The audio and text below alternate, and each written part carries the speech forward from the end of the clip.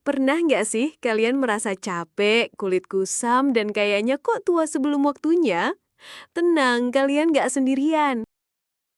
Kalau kalian ingin terlihat dan merasa lebih muda dalam 60 hari ke depan, ada kabar baik. Ini bukan tentang produk ajaib, tapi soal mengatur anggaran tubuh dan otak kita. Bayangkan begini, kita perlu menambah setoran baik seperti tidur berkualitas, banyak bergerak, dan makanan bergizi. Dan yang paling penting, kita harus memangkas 7 penarikan terselubung yang diam-diam mempercepat jam biologis kita.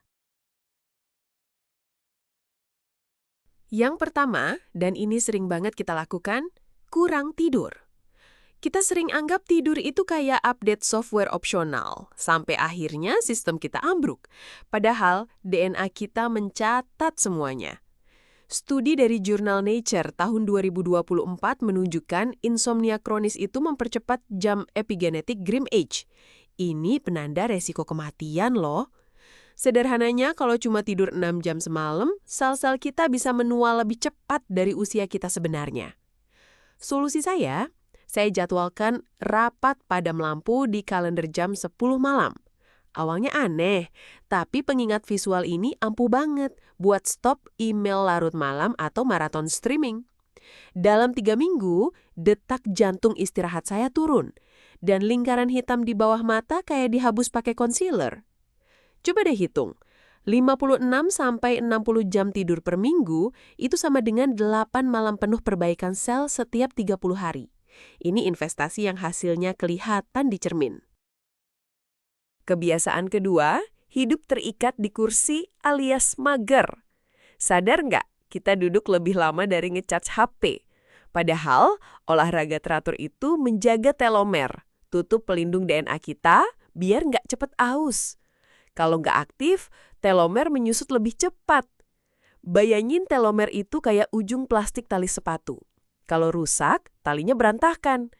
Gerak setiap hari, walau sebentar, bisa memperlambat kerusakan itu. Saya coba ubah tiap teleponan jadi rapat sambil jalan. Pakai headset, saya keliling dari meja ke dapur. Nggak sadar, nambah sekitar 4.000 langkah tanpa ubah jadwal. Bonusnya, jalan kaki itu memicu mesin ide saya. Banyak ide bagus muncul pas lagi jalan. Kalau bosen treadmill, coba pasangkan gerakan dengan rutinitas. Angkat tumit sambil bikin kopi, stretching pas nonton, atau walk and talk sama teman daripada nongkrong sambil makan gorengan. Nomor 3, minuman manis botolan.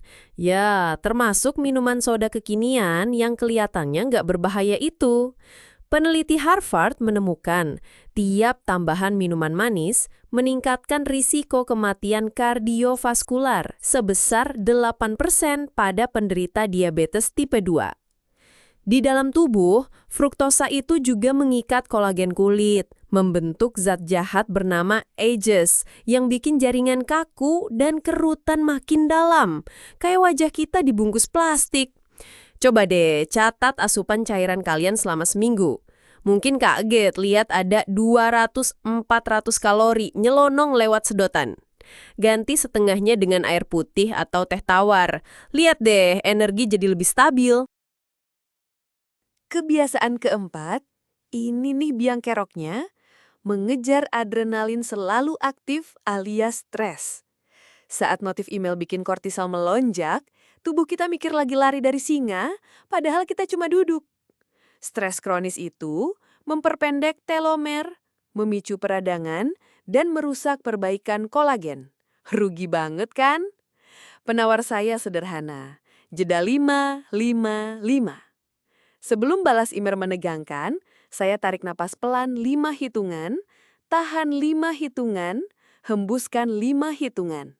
Nggak sampai semenit, tapi sistem saraf langsung lebih tenang. Setelah 4 minggu, data smartwatch nunjukin sakit kepala karena tegang berkurang, variabilitas detak jantung stabil, dan email balasan saya jadi lebih bijak, nggak perlu banyak susulan. Kalau aplikasi pernapasan terasa aneh, anggap aja tiap tarikan napas dalam itu setoran ke rekening seluler kita. Dan jeda sesaat, itu dividen kesehatan untuk bertahun-tahun ke depan. Kebiasaan kelima, terpapar sinar matahari tanpa pelindung. Sedikit sinar pagi bagus buat jam sirkadian, tapi sinar UV itu merusak kolagen lebih cepat dari yang kita kira. Riset dermatologi bilang, sampai 80% penuaan wajah yang kelihatan itu gara-gara paparan UV kumulatif. Artinya, sunscreen itu produk anti-aging termurah di dunia. Biar jadi kebiasaan, saya taruh sunscreen di sebelah sikat gigi. Sikat gigi, langsung pakai SPF. Saya pilih formula gel yang ringan, bukan lotion pantai yang lengket itu. 2 bulan kemudian, bintik di wajah berhenti nambah. Teman-teman sampai nanya saya perawatan apa. Padahal jawabannya simpel. Saya cuma stop kerusakan harian akibat matahari. Buat yang suka outdoor, ingat, SPF 30 tiap 2 jam, pakai topi lebar, dan kacamata hitam yang blok UVA UVB. Anggap kacamata itu bodyguard kolagen kita. Yang keenam, sering nggak kita sadari, memberi makan kritikus batin alias negative self-talk. Omongan negatif ke diri sendiri itu meningkatkan kortisol dan menekan dopamin. Double pukulannya, motivasi terkuras, penuaan biologis dipercepat. Peneliti Christine Neff bilang, kalau kita ganti kritik pedas dengan dialog batin yang suportif, sistem saraf kita berubah dari mode ancaman jadi peduli dan menghasilkan hormon oksitosin yang menenangkan. Selama eksperimen, saya sadar betapa seringnya suara di kepala saya mencibir. Kamu ketinggalan atau kamu kelihatan capek banget. Alih-alih membungkamnya, saya jawab dengan lantang, kita lagi belajar. Kedengarannya konyol, tapi ini mengubah cibiran jadi laporan netral. Posisi sekarang, membaik, langkah berikutnya, perbaiki prosesnya. Selama 60 hari, postur saya membaik, dan saya jadi lebih pede buat nyalain kamera pas meeting. Ganti kritikus dalam diri jadi pelatih. Akui situasinya, lalu ajukan satu tindakan konstruktif. Rasanya langsung adem. Dan yang terakhir, kebiasaan modern banget, doom scrolling, sampai merasa terisolasi. Saat kita sendirian, scroll postingan terbaik orang lain, otak kita mikir semua orang jauh di depan. Ini mengikis harga diri dan bikin kesepian. Resikonya setara merokok 15 batang sehari loh. Solusi saya simple banget. Setelah jam 8 malam, HP saya jadi mode monokrom alias grayscale. Warna yang pudar bikin feed medsos jadi kayak spreadsheet. Nggak menarik lagi. Waktu luangnya saya pakai buat teleponan 10 menit sama teman.